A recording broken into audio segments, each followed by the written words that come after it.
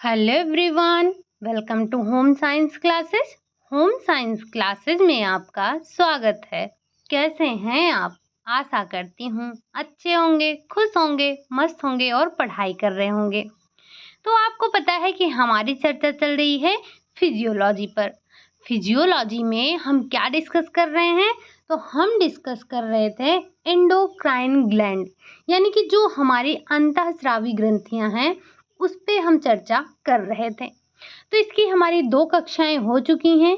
पहली कक्षा में हमने पीयूष ग्रंथि के बारे में बात की थी, जो कि आपकी मास्टर ग्लैंड कहलाती है। यानी कि जो हमारी मास्टर ग्रंथि है कौन है? तो वो है हमारी पीयूष ग्रंथि। इसमें हमने 3 भाग देखे थे। जो हमारी पीयूष ग्रंथि थी उसके 3 भाग थे। एक था आपका पार्स डिस्टैलिस, दूसरा था आपका पार्स इंटरमीडियन, तीसरा था आपका पार्स नर्सोवा। तो जो नर्वोशा, ये जो आपके तीनों थे, ये तीनों आपके पीयूष ग्रंथि के 3 पार्ट थे। जो आपका अग्र पीयूष था, यानी कि जो हमारा पार्स डिस्टैलिस है, वो कई प्रकार के हार्मोन का स्राव करता है। जैसे जिसमें हमने बात किया था सोमैटोट्रॉफिक हार्मोन, यानी कि ये आपका वृद्धि हार्मोन कहलाता है। अगर ये हमारे शरीर में इसका अत्यधिक स्राव हो रहा है तो इसकी जो अत्यधिक स्राव की मात्रा है वो व्यक्ति को भीमकाय बनाता है। अगर ये हमारे शरीर में इसका स्रावण अल्प मात्रा में हो रहा है तो ये व्यक्ति को बौना बना देता है। दूसरा हमने थायराइड स्टिमुलेटिंग हार्मोन के बारे में सुना था। एक और ये जो हमारा थायराइड स्टिमुलेटिंग हार्मोन था, ये थायरॉक्सिन का उत्सर्जन कर रहा था या थायरॉक्सिन हार्मोन को निकाल रहा था। उसके बाद हमने एंड्रिनोकॉर्टिकोट्रॉफिक हार्मोन की बात की थी, जो कि ये स्टेरॉइड श्रेणी का था। फिर हमने बात किया था गोनेडोट्रॉफिक हार्मोन के बारे में, जो कि 2 प्रकार के हार्मोन को निकाल रहा था। एक था आपका फॉलिकल स्टिमुलेटिंग हार्मोन और दूसरा था आपका ल्यूटिनाइजिंग हार्मोन। फिर हमने बात की थी लैक्टोट्रॉफिक हार्मोन की। उसके बाद हमने मध्य भाग देखा और हमने पश्च भाग देखा। ये हमने पीयूष ग्रंथि के बारे में समझा था। फिर हमने कल की क्लास में थायराइड ग्लैंड देखा और साथ ही साथ हमने पैराथायराइड के बारे में देखा।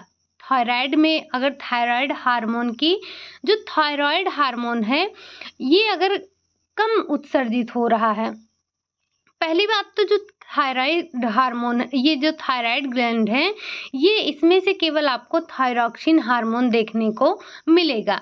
ये क्या करता है? तो ये सिर्फ और सिर्फ थायरॉक्सिन हार्मोन का उत्सर्जन करता है।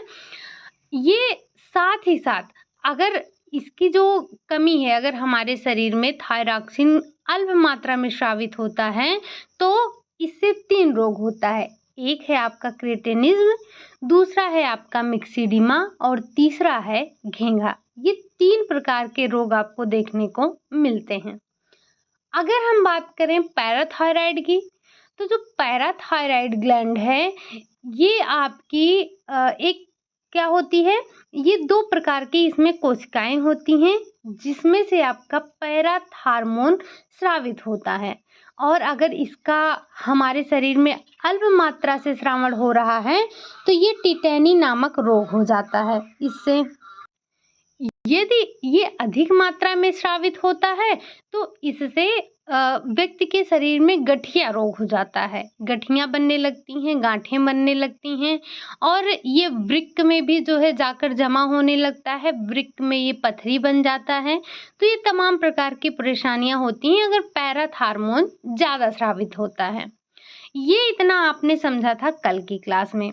अब आज हमें क्या देखना? आज हमें एक इम्पॉर्टेंट ग्लैंड के बारे में पढ़ना है, जो कि है आपका एड्रिनल ग्लैंड, या फिर हम इसे सुप्रारीनल ग्लैंड भी कहते हैं। इसका एक नाम अगर और आप ध्यान रखें तो ये है सुप्रारीनल। ठीक, ये है आपका सुप्रारीनल ग्लैंड भी कहते हैं। अब ये ग्लैंड कैसी होती है, जरा इसकी संरचना पर, इसकी जो अवस्थित है उसके बारे में बात कर लेते हैं। तो ये जो आपकी एड्रिनल ग्लैंड है, ये एड्रिनल ग्रंथि उदर गुहा में स्थित वृक्कों के ऊपर एक टोपी की तरह स्थित होता है। आपने जब क्या पढ़ा था, जब आपने वृक्क पढ़ा था, जब आपने किडनी पढ़ा था, तो आपने देखा था ये हमारे शरीर में एक जोड़ी क्या पाई जाती है, हमारे शरीर में किडनियों की संख्या 2 होती है। अब इसी के ऊपर आपकी एड्रिनल ग्लैंड पाई जाती है, तो दोनों किडनियों के ऊपर क्या होता है, ये टोपी की तरह होता है जो है आपका एड्रिनल ग्लैंड। इसलिए इसे सुप्रारीनल ग्लैंड के नाम से भी जानते हैं। तो एक नाम इसका और क्या है, ये आपका सुप्रारीनल ग्लैंड के नाम से जाना जाता है। स्थित कहाँ होता है, तो ये दोनों किडनियों के ऊपर, यानी कि अगर दोनों किडनियों के ऊपर है तो 2 होगा ही। अब अगर हम इसकी थोड़ी सी लंबाई की बात करें तो इसकी लंबाई अगर देखा जाए तो वो होता है 4 सेंटीमीटर, और अगर हम इसकी मोटाई की बात करें तो वो होता है 3 सेंटीमीटर। ये जो ग्रंथि है हमारा एड्रिनल ग्लैंड जो है, इसके 2 मुख्य भाग होते हैं। कौन कौन से हैं, तो एक है आपका एड्रिनल कॉर्टेक्स है और दूसरा आपका है एड्रिनल मेड्यूला। अब ये जो एड्रिनल कॉर्टेक्स है और ये जो एड्रिनल आपका मेडुला है, ये अलग अलग हार्मोन स्रावित करते हैं। अगर हम बात करें कि जो हमारा एड्रिनल कॉर्टेक्स है, ये कौन से हार्मोन को स्रावित करता है, तो ये जो हमारा एड्रिनल कॉर्टेक्स है, ये 3 प्रकार के हार्मोन को स्रावित करता है, जिसमें से पहला है ज़ोना ग्लोमेरुलस मेरुलोसा, दूसरा है ज़ोना फैसिकुलाटा और तीसरा है ज़ोना रेटिकुलाटा। ये 3 प्रकार के हार्मोन एड्रिनल कॉर्टेक्स से निकलते हैं। तो अगर हम इनकी बात करें तो ये, अगर हम सबसे पहली बात करें कि जो पहला हार्मोन है वो क्या है, तो वो है आपका ज़ोना ग्लोमेरुलोसा।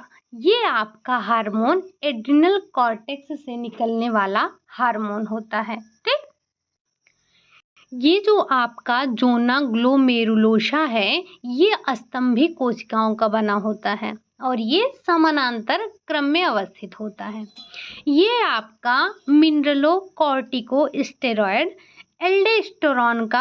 एल्डोस्टेरोन नामक हार्मोन का स्रावन करता है। आपने जितने भी ग्लैंड पढ़े, उस ग्लैंड में आपके लिए सबसे इम्पॉर्टेंट ये हार्मोन होते हैं और इन हार्मोन को आपको ध्यान रखना होता है। यही हार्मोन आपसे पूछे जाते हैं। अगला जो इसका भाग है, जो कि है ज़ोना फैसिकुलाटा। ज़ोना फैसिकुलाटा जो है, ये क्या करता है, तो ये जो है आपका, ये पॉलीहेड्रल कोशिकाओं का बना होता है और इस स्तर के द्वारा जो आपका ग्लूकोकॉर्टिकॉइड स्टेरॉयड है उसका स्रावन होता है। ये जो आपका ज़ोना फैसिकुलाटा है, ये क्या करता है, तो ये ग्लूकोकॉर्टिकोस्टेरॉयड का स्रावन करता है। अब ये जो ग्लूकोकॉर्टिकोस्टेरॉयड है, इसमें मुख्य रूप से कोर्टिसोन, कॉर्टिकोस्टेरॉन और 11D हाइड्रो हार्मोन का स्रावन होता है। ठीक, ये तो आपने बात कर लिया दूसरा भाग, जो कि था आपका ज़ोना फैसिकुलाटा। अब हम बात करेंगे तीसरा, जो कि है ज़ोना रेटिकुलाटा।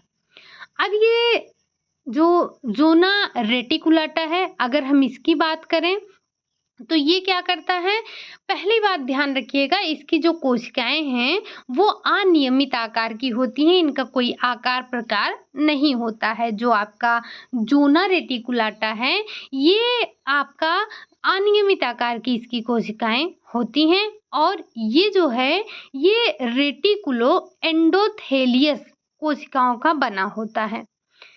यह स्तर लिंग स्टेरॉयड का स्रावन करता है। ये जो आपका तीसरा वाला स्तर है, जिसका नाम है ज़ोना रेटिकुलाटा, ये क्या करता है, तो ये स्तर लिंग स्टेरॉयड का स्रावन करता है।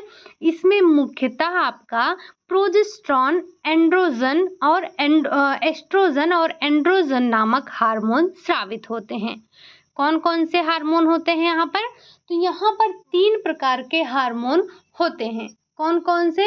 पहला आपका होता है, पहला दूसरा नहीं, ये 3 प्रकार के हार्मोन होते ही हैं जो कि प्रोजेस्टेरॉन, एस्ट्रोजन और एंड्रोजन नामक हार्मोन निकलते हैं। ये हार्मोन क्या करते हैं? तो ये हार्मोन जो होते हैं, ये हार्मोन लैंगिक क्रियाओं और प्रजनन अंगों की क्रियाओं का नियमन करते हैं।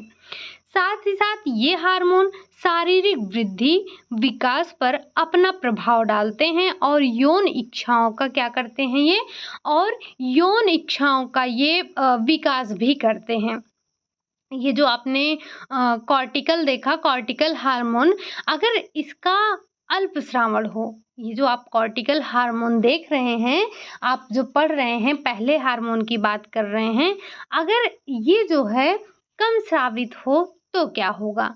अगर इसका कम स्रावित हो तो एड्रिनल ग्रंथ के जो कॉर्टेक्स भाग हैं, जो भाग से जो स्राव निकलता है, उसे आप कॉर्टिन कहते हैं।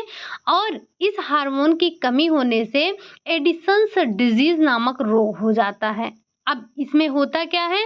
तो इसमें पीड़ित व्यक्ति की मांसपेशियां कमजोर हो जाती हैं, उसका रक्त दाब कम हो जाता है, शरीर में सूजन हो जाती है, रोगी बेचैन हो जाता है, चक्कर आते हैं, उसे नींद कम आती है, थकान महसूस होती है। तो ये तमाम प्रकार के आपको यहाँ पर लक्षण देखने को मिलते हैं। साथ ही साथ अगर बात किया जाए महिलाओं में, तो अगर महिलाओं में इस हार्मोन की कमी होती है तो उससे जो उसका रजोधर्म है, यानी कि जो मासिक स्राव है, वो अनियमित और गड़बड़ हो जाता है। ठीक, आगे अगर हम बात करें एड्रिनल मेड्यूला की, आपने अभी बात क्या किया? अभी आपने एड्रिनल कॉर्टेक्स की बात की। ठीक, आपने क्या बात किया? आपने सबसे पहले एड्रिनल कॉर्टेक्स की बात की। अब हम बात करेंगे एड्रिनल मेड्यूला की, कि ये एड्रिनल मेडुला है क्या, क्या कार्य करता है, किसका श्रावण करता है, जरा हम इस पर चर्चा कर लेते हैं। ठीक, अगर हम बात करें एड्रिनल मेडुला की, तो ये एड्रिनल ग्रंथि का भीतरी भाग होता है, जिसका अधिकांश भाग जो हमारा कॉर्टेक्स होता है, कॉर्टेक्स से ढका होता है। इसकी कोशिकाएं बड़ी होती हैं और ये समूह में पाई जाती हैं।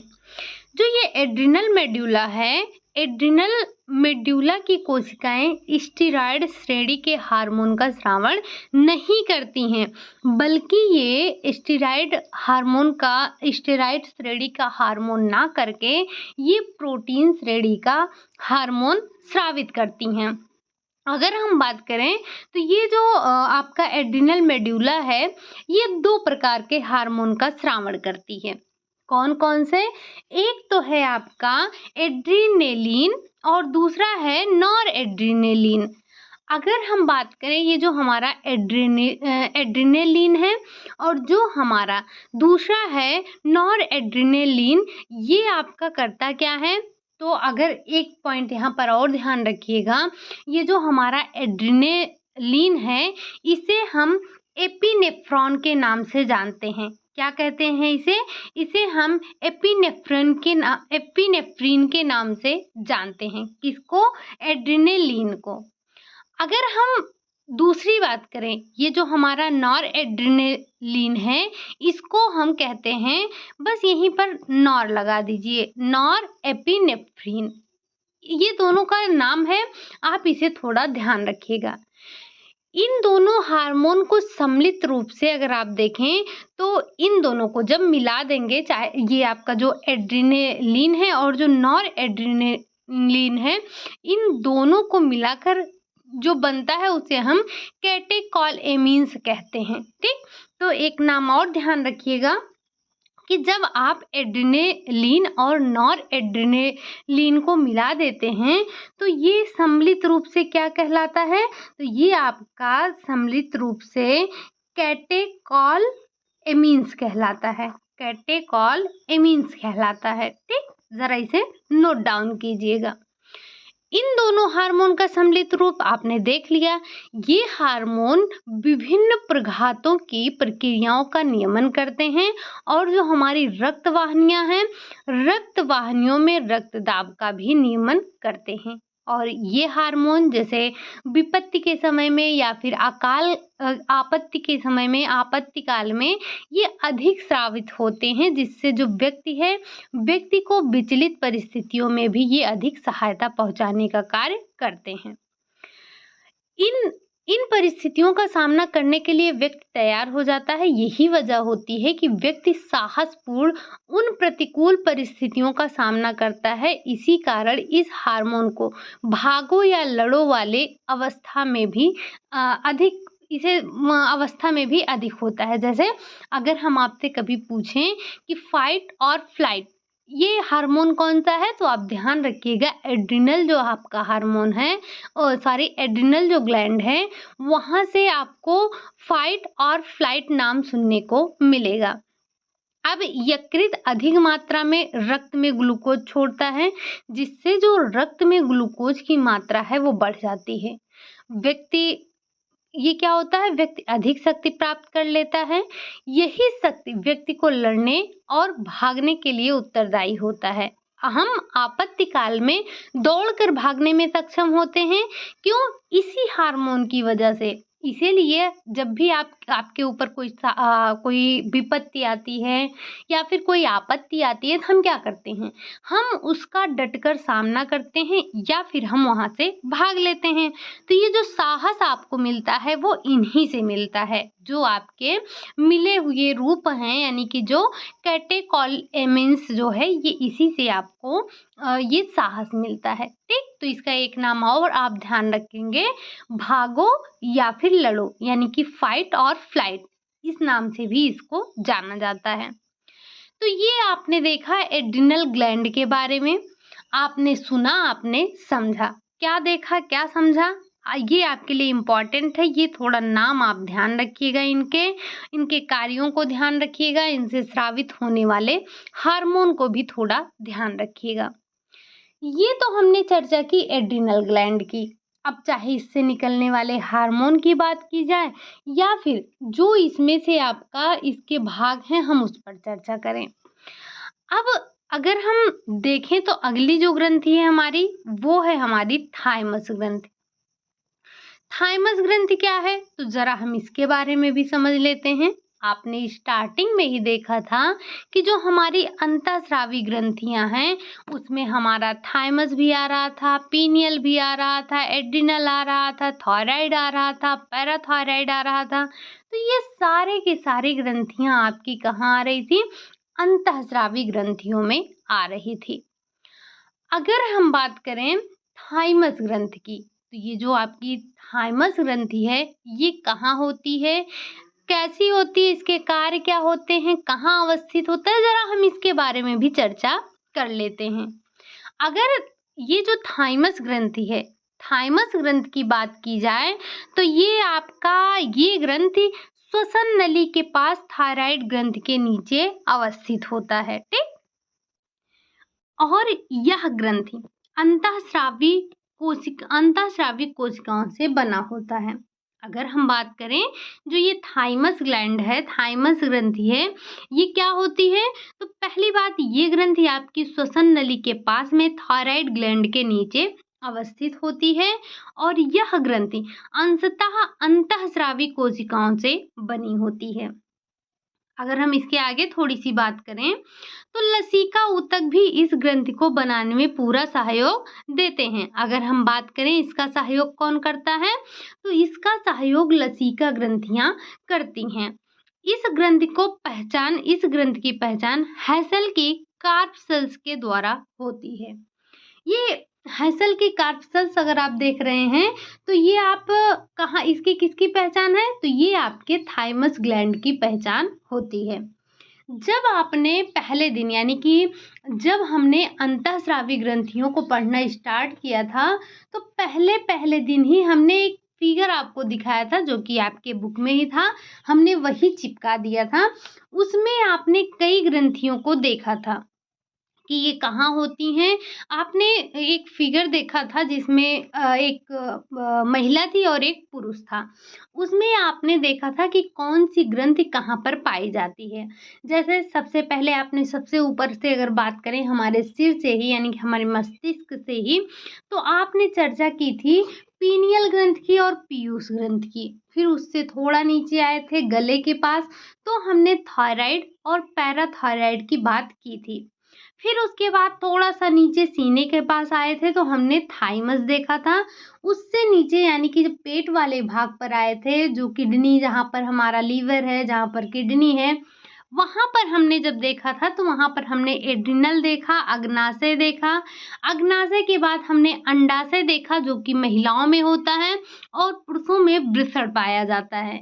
ये इतना आपने देखा था। कि ये ग्रंथियाँ एक ह्यूमन में पाई जाती हैं। यानी कि महिला और पुरुष में सारी ग्रंथियाँ समान होती हैं, सिवाय अंडाशय और वृषण के। तो ये जो अंडाशय है, ये महिला में आपने देखा था और जो वृषण है, ये हमने पुरुष में देखा था। जिसमें से हमने पीयूष बात कर ली, थायराइड बात कर ली, पैराथायराइड बात कर ली, एड्रिनल बात कर ली। अब हम बात कर रहे हैं किसकी? थाइमस की। थाइमस में ये जो आपके थाइमस ग्रंथि बनी है इसके निर्माण में जो हमारी लसिका ऊतका है, लसिका ऊतक है ये सहयोग कर रही थी। अब ये जो आपकी ग्रंथि है ये 2 भागों में बटी है। किसमें? कॉर्टेक्स और मेडुला। ये कॉर्टेक्स मेडुला आपने न जाने कितनी बार सुन लिया है। जैसे जैसे जब आपने टेक्सटाइल पढ़ा था, तो जब वूल का चैप्टर पढ़ा था, तो वहाँ पर आपने क्या नाम सुना था? वहाँ पर भी आपको इस मेडुला के दर्शन हुए थे। अभी-अभी जब आपने एड्रिनल ग्रंथि पढ़ा, तो वहाँ पर आपने एड्रिनल कॉर्टेक्स और एड्रिनल मेडुला ये दोनों का नाम सुना। यही 2 बार नहीं, आपने कई बार इसका नाम सुन लिया है। तो अब तो ये आपके लिए बिल्कुल आम सा हो गया है कि थाइमस जो ग्रंथि है इसके 2 भाग कौन-कौन से हैं? तो 2 भाग आपके कॉर्टेक्स और मेडुला होते हैं। अगर हम बात करें ये जो हमारा क्या है जो हमारा थाइमस ग्रंथि है, थाइमस ग्रंथि के कुछ प्रमुख कार्य होते हैं। अगर हम इन कार्यों पर चर्चा करें तो ये कार्य कौन-कौन से हैं? पहला है लिम्फोसाइट्स का निर्माण करना। ये जो हमारी थाइमस ग्लैंड है, ये थाइमस ग्लैंड किसका निर्माण करती है? तो थाइमस ग्लैंड जो है वो लिम्फोसाइट्स का निर्माण करती है। अगर बात करें हम यौन ग्रंथियों की, वृद्धि करना और विकास करना किसका कार्य है? तो वो भी थाइमस ग्रंथि करता है। थाइमस ग्रंथि और क्या करता है? एक तो लिम्फोसाइट्स का निर्माण करता है, दूसरे आपके यौन ग्रंथियों का वृद्धि और विकास करता है। अगला है अस्थियों में लवण जमने की अस्थियों में लवण को जमा करके ये रखता है। इसका कार्य होता है कि ये अस्थियों में लवण को जमा करके रखे। एक पॉइंट यहाँ पर थोड़ा-सा ध्यान रखिएगा, हमने नोट डाउन नहीं किया है कि ये जो थाइमस ग्लैंड होती है, जिसे हम अभी देख रहे हैं, ये थाइमस ग्लैंड आपकी 8 से 14 वर्ष तक यानी कि 8 टू 14 ईयर तक ये बढ़ती है। जैसे-जैसे उम्र बढ़ती जाती है, व्यक्ति की युवा अवस्था आती है, ये जो ग्रंथि है अपने आप छोटी होती जाती है और उसके बाद ये लास्ट में एकदम विलुप्त हो जाती है। यानी कि इसका जो बढ़ने का है ये 8 से लेकर 14 वर्ष तक ये बढ़ेगी। उसके बाद जैसे-जैसे व्यक्ति की उम्र बढ़ेगी, वैसे-वैसे इस ग्रंथ की उम्र छोटी होती जाएगी यानी कि ये छोटी इसकी साइज़ छोटी होती जाएगी और अंत में ये विलुप्त हो जाएगी। जैसे जैसे जो एक ऐसा भी हो सकता है कि ये कब तक? तो 14 वर्ष तक ये बढ़ेगी, उसके बाद घटेगी, कुछ दिन में ये समाप्त हो जाएगी, ठीक? तो ये आपने देखा थाइमस ग्लैंड आपका बहुत छोटा-सा था, जिसे आपने देख लिया, जिसे आपने समझ लिया।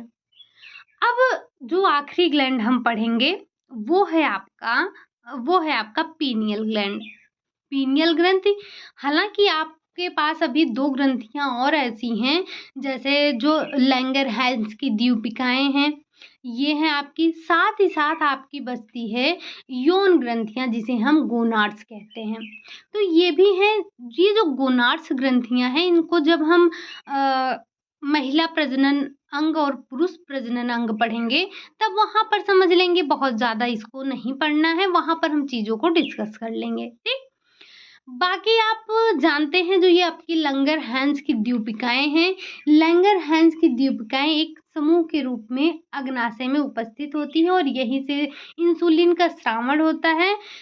इसी की वजह से, यहीं से जो आपका इंसुलिन अगर नहीं निकलता है तो इंसुलिन की मात्रा कम होने पर ये क्या होता है, मधुमेह को जन्म देता है। ठीक। अब हम बढ़ने वाले हैं लास्ट ग्रंथि, पीनियल ग्रंथि के बारे में। पीनियल ग्रंथि क्या है, जरा हम इसको समझते हैं। ये भी है आपकी अंतःस्रावी ग्रंथि ही होती है। अब जब हम अंतःस्रावी की बात कर रहे हैं तो अंतःस्रावी ही तो आएगा। ये ग्रंथि जो होती है आपकी, जब आपने फिगर देखा था तो सबसे पहले आपने इसी ग्रंथि का नाम सुना था। अगर आपको याद ना हो तो इससे आप 2 क्लास पीछे जाइएगा, यानी कि ये कौन सी क्लास है आपकी, शायद से आज 24 क्लास होगी, आप 23, 22 नंबर की क्लास देखिएगा। वहां पर आपको मिल जाएगा कि किस तरह से आपने फिगर देखा था और वहां पर सबसे पहले आपने देखा था पीनियल ग्रंथि ऊपर। तो उसी की चर्चा हम करने वाले हैं। ये जो आपका पीनियल ग्रंथि है, यह ग्रंथि मस्तिष्क के एपिथीलियम वाले भाग से जुड़ा होता है। यह एपिथीलियम कहाँ पर आपने सुना था, तो जब आपने नर्वस सिस्टम पढ़ा था, यानी कि जो तंत्रिका तंत्र था, आपने जब तंत्रिका तंत्र के बारे में पढ़ा था तो वहां पर आपने एपिथीलियम का नाम सुना था। इस ग्रंथि से मिलेटोनिन तथा सेरोटोनिन नामक हार्मोन का स्रावण होता है। ये जो आपका पीनियल ग्लैंड है, ये 2 प्रकार के हार्मोन का स्रावण करती है, जिसका नाम है, एक का नाम है मिलेटोनिन और दूसरे का नाम है सेरोटोनिन। ये 2 प्रकार के हार्मोन स्रावित हो रहे हैं। अब ये करता क्या है, तो ये जो मिलेटोनिन हार्मोन है, ये एक प्रकार संवेदी हार्मोन होता है। एक प्रकार का संवेदी हार्मोन होता है। यह हार्मोन हमारे जैविक घड़ी तंत्र को नियमित करता है। ये बायोलॉजिकल घड़ी का नाम आपने सुना होगा। ठीक।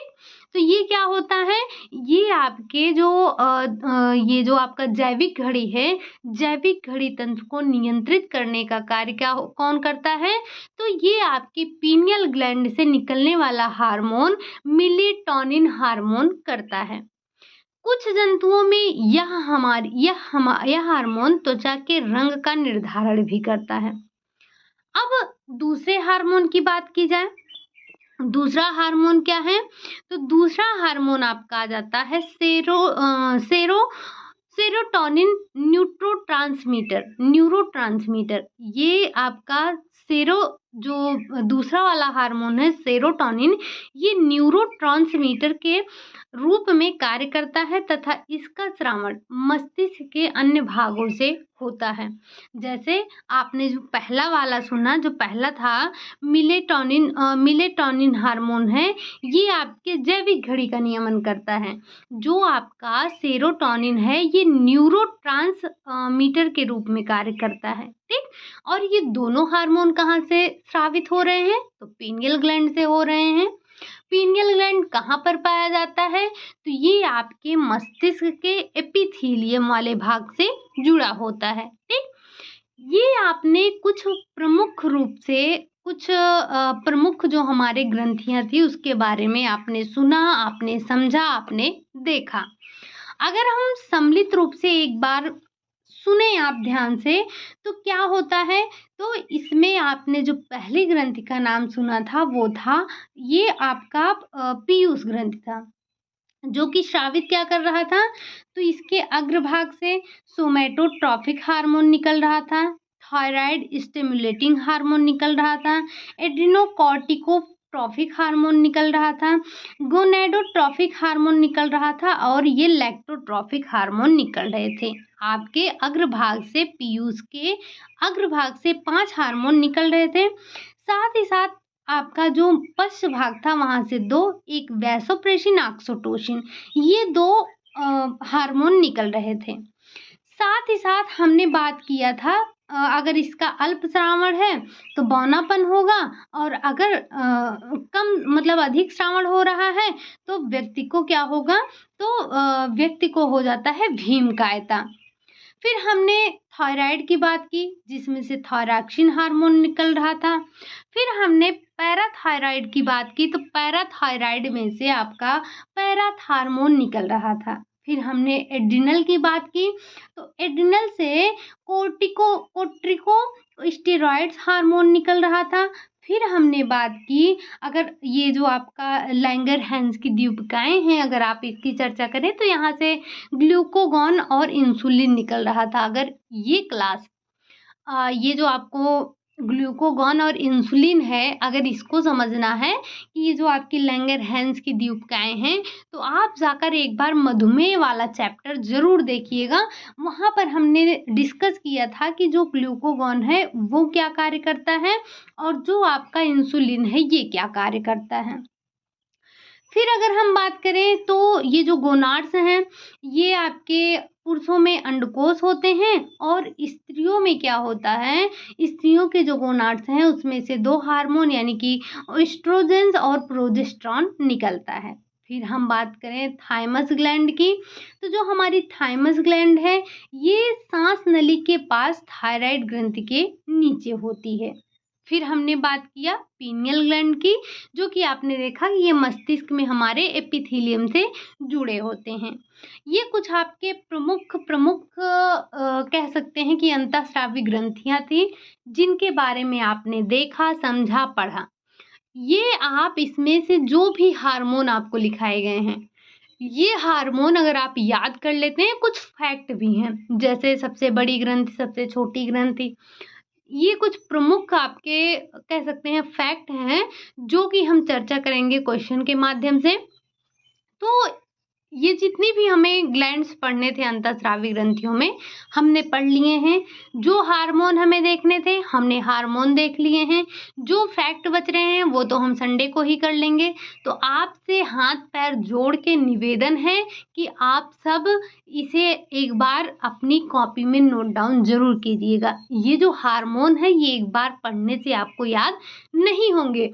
और आपने देखा होगा ये ऑक्सीटोसिन, एंड्रोजन, एस्ट्रोजन और ये लड़ो भागो, ये पता नहीं कितनी बार आपसे पूछे गए हैं। तो आपको समझ में आ रहा होगा अगर आप प्रीवियस ईयर क्वेश्चन पेपर देखेंगे, अदर स्टेट के अलग अलग राज्यों में जो भी एग्जाम हुए हैं होम साइंस के, तो आपको समझ में आएगा कि ये जो हमारी अंतःस्रावी ग्रंथियां हैं ये हमारे लिए कितनी इम्पॉर्टेंट हैं। इसके फैक्ट से भी क्वेश्चन पूछा गया है, इसके हार्मोन से भी क्वेश्चन पूछा गया है, हार्मोन के कार्यों से भी क्वेश्चन पूछा गया है, कौन सा हार्मोन कहाँ से निकलता है, किस में निकलता है, ये सारे क्वेश्चन आपसे यहाँ से बन चुके हैं। तो बस आपसे एक ही निवेदन है कि आप पेन और नोटबुक लीजिएगा। देखिए मैं रोज नहीं कहती हूँ कि नहीं आप लिखिए ही, लेकिन मैं आपको प्रेशर डाल रही हूँ कि आप ये जो अंतःस्रावी ग्रंथियाँ आपने पढ़ी है पिछले 3 क्लासेस में, एक आज और 2 पीछे क्लासेज हो चुकी हैं हमारी, यानी कि जो 22 नंबर की क्लास है, 23 नंबर की क्लास है और 24 नंबर की क्लास है। आप इसे एक बार फिर से मेरे कहने से एक पेन और नोटबुक ले लीजिए, क्लास को वापस से देखिए अगर आपने देखा है, और जो जो आपके जो भी हार्मोन है उनको लिखते चलिए और नोट डाउन मतलब उस पे उसके कार्य जो है उसको भी लिखते चलिए। आपको शायद से 2-3-4 पेज लग जाएं, कोई बात नहीं, आप इसे बार बार देखिए क्योंकि ये हार्मोन आपके लिए काफ़ी इम्पॉर्टेंट हैं। और इनसे जो होने वाले रोग हैं, ये बताइए ये जो आपका क्रिएटिनिज्म है, घेंगा है, ये कितनी बार पूछा जा चुका है। हालांकि हम ये चीज़ें पढ़ते हैं किसमें, आयोडीन की कमी में भी पढ़ते हैं, लेकिन ये आपके लिए इम्पॉर्टेंट है यहाँ से भी कि किस ग्रंथि से ये हार्मोन रिलीज हो रहा है, क्या प्रभाव डाल रहा है, अल्प श्रावण हो रहा है तो हो रहा है, अधिक श्रावण हो रहा है तो क्या हो रहा है, ये सारी चीज़ें आपके लिए इम्पॉर्टेंट हैं। तो आप एक बार नोट डाउन ज़रूर कीजिएगा, मेरे कहने पर आप एक बार लिखिएगा ज़रूर। चलिए फिर आज की क्लास को यहीं तक रखते हैं। आज आपका ये जो आपका क्या बोलते हैं, ग्रंथि जो हम पढ़ रहे थे, अंतःस्रावी ग्रंथियाँ, ये हमने पूरी तरह से समाप्त कर लिया है। अब हमारा कुछ ज़्यादा नहीं बच रहा है। अब हम देखेंगे क्या, अभी अभी तक आपने क्या देखा? अभी तक आपने सेल के बारे में समझा, यानी कि कोशिका देखा, आपने पेशी तंत्र देखा, कंकाल तंत्र देखा, आपने अस्थियां देखी, लसिका देखे, रक्त वाहिनियां देखी, आपने पाचन तंत्र देखा, आपने श्वसन तंत्र देखा, उत्सर्जी तंत्र देखा, तंत्रिका तंत्र देखा, साथ ही साथ आपने आज अंतःस्रावी ग्रंथियों को समाप्त कर लिया। अब कल की क्लास में हम चर्चा करेंगे जो हमारे प्रजनन तंत्र हैं, चाहे वो मेल के हों या फिर वो फीमेल के हों। कल की क्लास में हम इन्हीं को डिस्कस करने वाले हैं। तो शायद से 2 से 3 क्लास और होगी, उसके बाद आपका ये फिजियोलॉजी पूरा समाप्त हो जाएगा। ठीक, चलिए फिर उम्मीद करती हूँ कि आपको क्लास अच्छी लगी होगी, चीज़ें समझ में आई होंगी। अगर आई हैं तो लाइक करें, चैनल को सब्सक्राइब करें, साथ ही साथ कमेंट ज़रूर कीजिएगा। मिलते हैं नेक्स्ट क्लास में, तब तक के लिए बाय बाय, टेक केयर।